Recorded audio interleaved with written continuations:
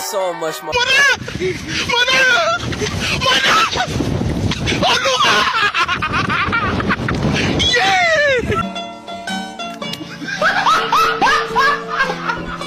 Are you ready, kids? Aye, aye, Captain! I can't hear you. Aye, aye, Captain! Oh! Fucking design on right now. Break it down, bring it back, make it clap. I got 3 old thoughts, new block, wear that thing. Bitches on my line, and you know Assalamualaikum warahmatullahi wabarakatuh. Selamat datang di podcast kami dari Kelompok Kembar, di mana kami akan membahas sains dan bencana alam, yaitu tentang gunung berapi. Perkenalkan, nama saya Teddy Setiawan. Perkenalkan, nama saya Dea Pramana. Perkenalkan, nama saya Victoria Tatiani. Perkenalkan, nama saya Rizka Aulia Suka. Perkenalkan, nama saya Silma Rasi. Perkenalkan, nama saya Muhammad Fadli. Perkenalkan, nama saya Iqbal Pramana. Perkenalkan, nama saya Firman Tatian. Dalam menulis laporan ini, kami ingin mengajak pemirsa menyaksikan semua untuk mendalami dunia gunung berapi, salah satu fenomena geologi yang paling menakjubkan dan kompleks di planet kita. Gunung berapi tidak hanya menawarkan pemandangan yang dramatis, tapi juga mempengaruhi lingkungan dan kehidupan manusia secara mendalam. Dengan memahami proses vulkanik, jenis-jenis gunung berapi serta dampaknya, kita dapat lebih menghargai kekuatan dan keindahan alam ini.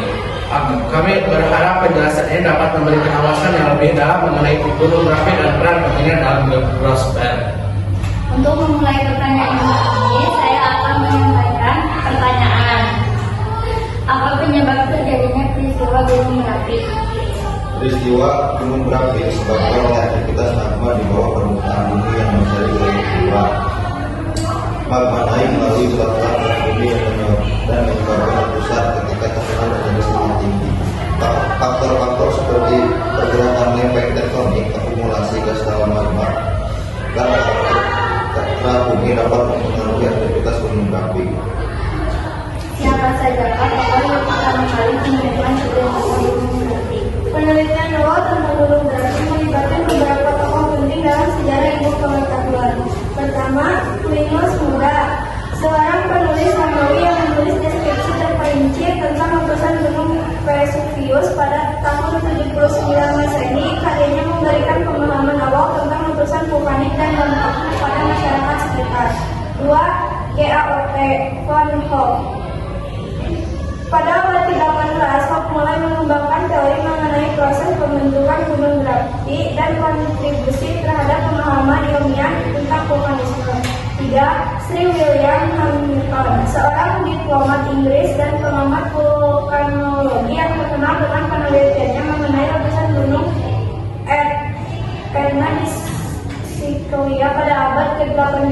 Karyanya sangat berpengaruh dalam memahami proses vulkanik. 4. James Sutton, sebagai salah satu pelopor geologi modern pada abad ke-18, Sutton mengembangkan teori mengenai siklus bantuan dan proses geologi, termasuk aktivitas vulkanik yang mengubah pemahaman tentang sejarah bumi.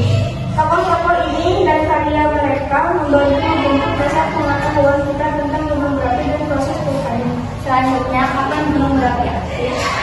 Gunung berapi dapat menjadi aktif kapan saja. Namun ada beberapa tanda-tanda yang dapat digunakan untuk memperkirakan kapan gunung berapi akan meletus. 1. Peningkatan aktivitas seismik, perubahan visual di sekitar kawah, peningkatan emisi gas, perubahan deformasi permukaan. Di mana pertama kali terjadi letusan gunung berapi? Pertama kali muncul di bumi, kemungkinan besar terjadi miliaran tahun yang lalu. Pada awal pembentukan planet ini, proses vulkanisme primitif terjadi di lingkungan yang berbeda dari yang kita lihat sekarang. Dengan aktivitas gunung berapi mungkin terjadi di kerak bumi di awal saat bumi masih dalam tahap pembentukan dan pendinginan. Gunung berapi pertama di bumi mungkin sulit untuk diidentifikasi secara spesifik karena proses geologi yang telah mengubah permukaan bumi selama waktu yang sangat lama. Mengapa banyak permukiman di sekitar gunung berapi? Banyak pemukiman dibangun di sekitar gunung berapi karena beberapa alasan. 1. Kesuburan tanah. Abu vulkanik yang dikeluarkan selama ratusan sering kali mengandung mineral yang sangat berguna bagi kesuburan tanah. Tanah di sekitar Gunung Berapi cenderung lebih subur sehingga cocok untuk pertanian. 2. Sumber daya alam. Gunung Berapi seringkali menjadi sumber mineral berharga dan geotermal yang dapat dimanfaatkan untuk energi. 3. Air bersih. Daerah sekitar Gunung Berapi sering memiliki sumber mata air yang baik dan dapat diandalkan. 4. Tradisi dan budaya. Banyak masyarakat memiliki ikatan budaya atau historis dengan daerah sekitar Gunung Berapi, menjadikannya tempat tinggal yang penting secara sosial dan budaya. 5. Keindahan alam. Pemandangan yang spektakuler dari Gunung Berapi dapat menarik wisatawan dan meningkatkan nilai estetika kawasan tersebut. Bagaimana kondisi setelah terjadi letusan Gunung Berapi? Setelah letusan Gunung Berapi, kondisi lingkungan seringkali sangat berubah dan bisa mencakup 1. Kerusakan langka. Letusan dapat menghancurkan wilayah sekitarnya, membentuk kawah baru dan merubah topografi. 2. Penurunan kualitas udara. Asap dan abu vulkanik dapat menyebabkan polusi udara dan masalah kesehatan bagi manusia dan hewan. 3. Pencemaran tanah dan air. Abu dan material vulkanik dapat mencemari tanah dan sumber air, mempengaruhi pertanian dan kualitas air minum. 4. Pembangunan kembali. Daerah yang terkena dampak seringkali memerlukan proses rekonstruksi dan rehabilitasi ekosistem untuk memulihkan kondisi sebelumnya. 5. Perubahan iklim lokal. Letusan besar dapat mempengaruhi iklim lokal atau bahkan global dengan melepaskan partikel ke atmosfer yang mempengaruhi suhu dan pola cuaca.